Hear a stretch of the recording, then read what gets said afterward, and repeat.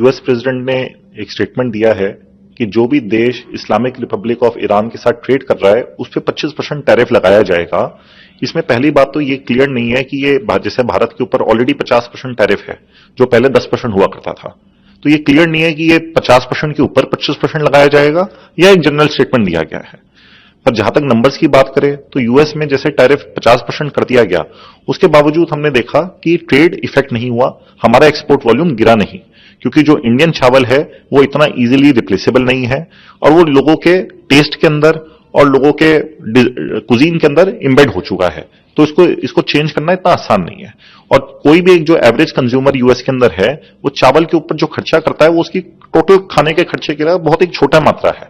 तो हमने देखा कि जो लोग सब कॉन्टिनेंट रीजन से है या गल्फ रीजन से है जो प्राइमरीली इंडियन राइस को कंज्यूम करते हैं, वो इतना टैरिफ या इतना स्टीप इंक्रीज के बाद भी चावल को खरीद रहे हैं, तो इसका इंपैक्ट इतना नहीं पड़ा।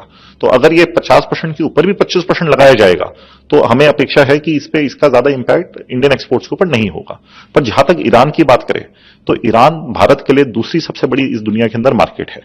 भारत ने पिछले साल $750 मिलियन का चावल ईरान को एक्सपोर्ट करा है, जो लगभग 8.5 लाख टन के आसपास क्वांटिटी है। इस साल अप्रैल से नवंबर तक $468 मिलियन लगभग 6 लाख मेट्रिक टन का एक्सपोर्ट हो चुका है, जिसके अंदर 99% जो एक्सपोर्ट ईरान को जाता है वो 1121 सेला पारबोल्ड बासमती का जाता है। तो ईरान बासमती की भारत के लिए बहुत बड़ी मार्केट है, बहुत महत्वपूर्ण मार्केट है। तो हमने देखा कि जैसे ही ये सिविल अनरेस्ट हुआ ईरान के अंदर, उसका काफी मुख्य असर ईरान के बाजारों के ऊपर भी हुआ। तो ये रिपोर्ट हो रहा है चारों तरफ से कि जो कम्युनिकेशन है ईरानियन इंपोर्टर्स और भारतीय एक्सपोर्टर्स के बीच में, उसके अंदर एक ब्रेकडाउन महसूस हो रहा है, जिसकी वजह से जो ईरानियन इंपोर्टर्स है वो ना तो पेमेंट कर पा रहे हैं, ना तो वो अपने ऑर्डर्स को एक्सेप्ट कर पा रहे हैं। इसकी वजह से बंदर अब्बास और चाहबार पोर्ट जो ईरान का है और कांडला और मुंद्रा पोर्ट जो भारत के है, उसके ऊपर लगभग 50,000 टन से 1 लाख टन चावल इकट्ठा हो गया है, जो एक बहुत ही चिंताजनक सिचुएशन है। डोमेस्टिक मार्केट की बात करें तो यहां पे 11-21 सिले का जो होलसेल मार्केट के अंदर प्राइस था वो पहले 80 रुपए पर केजी के आसपास था, वो अब घट के 75 रुपए पर केजी हो गया है। और आने वाले समय में अगर ये सिचुएशन इंप्रूव नहीं हुई तो ये प्राइस और भी गिर सकता है। पर हमने देखा है कि ईरान के अंदर इस तरीके का सिविल अनरेस्ट पहले भी हुआ है, जो थोड़ी देर के लिए टेम्परेरी एक इशू आता है, बट उसकी वजह से उसके बाद सब बैक टू नॉर्मल हो जाता है। हमने ये देखा कि यमन और सीरिया जैसे देश जिनके अंदर एक सिविल वॉर वाली सिचुएशन भी आ गई, उसके अंदर भी चावल का ट्रेड इतना इफेक्ट नहीं हुआ, टेम्परेरी डिस्ट्रप्शन आए पर ट्रेड चलता गया। तो इस वाली सिचुएशन को काफी क्लोजली मॉनिटर करा जा रहा है। भारतीय चावल निर्यातक संघ IREF ने अपने मेंबर्स और राइस ट्रेड को कॉशियस रहने के लिए की एडवाइजरी दी है कि उन्हें ध्यानपूर्वक और बड़े एग्रेसिव पोजीशन नहीं लेनी चाहिए ऐसे माहौल के अंदर, और वेट एंड वॉच वाले मोड में रहना चाहिए। तो इस सिचुएशन को हम क्लोजली मॉनिटर कर रहे हैं और आने वाले समय में जो भी डेवलपमेंट होगी वो आपको इन्फॉर्म करेंगे। ईरान को निर्यात के लिए भुगतान माल ढुलाई बीमा का प्रबंधन करना कितना चुनौतीपूर्ण होता जा रहा है? ईरान यूएस की स्टेटमेंट की वजह से तो भारत के एक्सपोर्ट्स पे इतना असर नहीं पड़ेगा। जो मेनली असर पड़ रहा है वो ईरान के खुद के सिविल अनरेस्ट की वजह से है। तो यूएस का उसके अंदर क्या इन्वॉल्वमेंट है क्या नहीं है वो तो उस पर तो हम नहीं कमेंट कर सकते, बट ईरान में जो पेमेंट्स का ब्रेकडाउन है और जो कमिटमेंट्स इंपोर्टर्स नहीं फुलफिल कर पा रहे या उनसे कम्युनिकेशन नहीं हो पा रहा है, उसका वही मुख्य कारण है जिसकी वजह से सारी सप्लाई चेन पे उसका इफेक्ट आया है। जैसे आपूर्तिकर्ताओं की तुलना में कम या अधिक हो गई है, और क्या निर्यातक जोखिम को कम करने के लिए वैकल्पिक बाजारों की ओर रुख कर रहे हैं? नहीं, जैसे आपको बताया कि ऑलरेडी 50% टैरिफ तो लगा हुआ है। अगर ये 50% 75% भी टैरिफ हो जाएगा तो हमारे निर्यातक पे इतना यूएस को असर नहीं पड़ेगा। पर ईरान को जो है वो ईरान की सिविल सिचुएशन की वजह से या अनरेस्ट सिचुएशन की वजह से ईरान के ऊपर जो एक्सपोर्ट्स है वो एक बहुत चिंता का कारण है। यूएस एक्सपोर्ट्स अभी हमारी इतनी बड़ी चिंता नहीं है, पर ईरान जो है, जो भारत के लिए दूसरी सबसे बड़ी मार्केट है, वो एक चिंता का विषय अभी बना हुआ है। देखिए, ऑलरेडी इंडिया के साथ टैरिफ की वजह से जो भारत के ट्रेड रिलेशनशिप है उसमें काफी कॉम्प्लेक्सिटी है, और जो एक हमने नया स्टेटमेंट जो आप बता रहे हैं कि जैसे 25% एक्स्ट्रा टैरिफ, डेफिनेटली इससे तो बिजनेस करना बड़ा मुश्किल हो जाएगा।